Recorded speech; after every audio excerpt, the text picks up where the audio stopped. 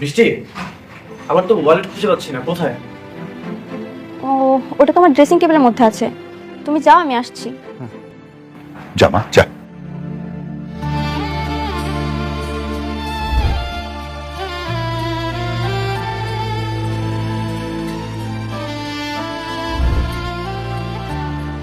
আরে আরে, আপনার কাউকে না জানে ম্যাডামের রুমে ঢুকেছেন কেন?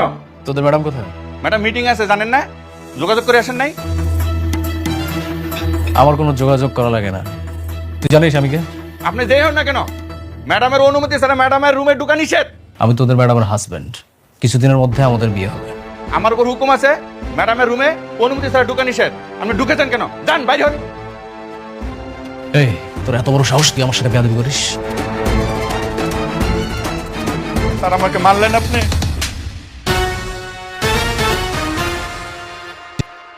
রাতুল,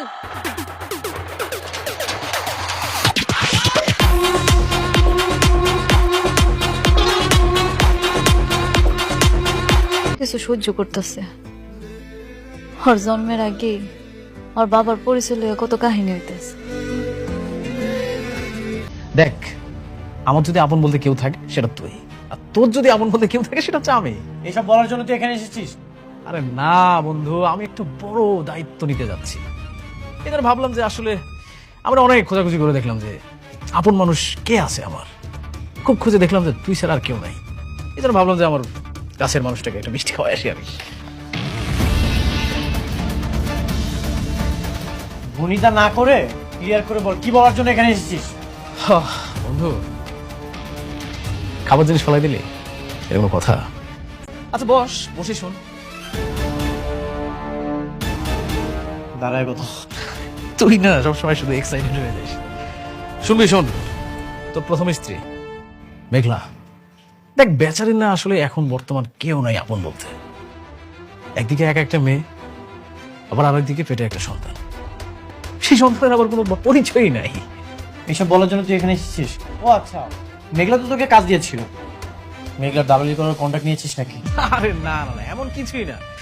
শোন, আমি হচ্ছে তোর প্রথম স্ত্রী মেঘলা, আর তোর অনাগত সন্তানের দায়িত্ব নিতে যাচ্ছি। আর বন্ধু হিসেবে আমার একটা দায়িত্ব আছে না, বল? আর ওর সন্তানের তো আবার একটা পরিচয় লাগে। এই জন্য আমি তোর স্ত্রীকে বিয়ে করে তোর সন্তানের বাবা হব। মেঘলা তোকে বিয়ে করবে? কেন করবে না? তুই তো দ্বিতীয় বিয়ে করে খুব সুখে আছিস, ওখানে একা থাকবে। এগুলোতে আমাকে কেন বলছিস? আমি কি এগুলো শুনতে চেয়েছি নাকি? আচ্ছা, এত বড় একটা সুসংবাদ আমি তোকে না দিয়ে থাকতে পারি, বল? তুই একবার ইমাজিনেশন করে দেখ, তোর অনাগত সন্তান আমাকে বাবা বলে ডাকবে, আবার তোর প্রথম স্ত্রী মেঘলা, তার সাথে আমার বিয়ে হবে, আমরা একসাথে থাকবো। রাতুল,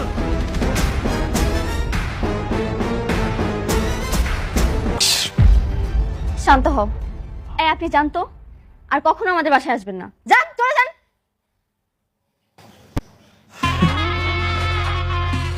তুই বন্ধু হয়ে বন্ধুকে হাত তুললে, ঠিক আছে, যা, ভুলে গেলাম। কিন্তু হিসাবটা না একদম তোলা থাকলো, সময় মতো একদম কড়াই গন্ডা হিসাব নেব। আগে তোর স্ত্রী আমার বিয়ে করতে দে, তোর বউটাকে বিয়ে করি, তারপর সবকিছু বোঝাপড়া হবে। তুই এক্ষুনি আমার বাসা থেকে বের হয়ে যা। যা। তোরা আমি কাঠ পাঠাবো, তুই আসিস।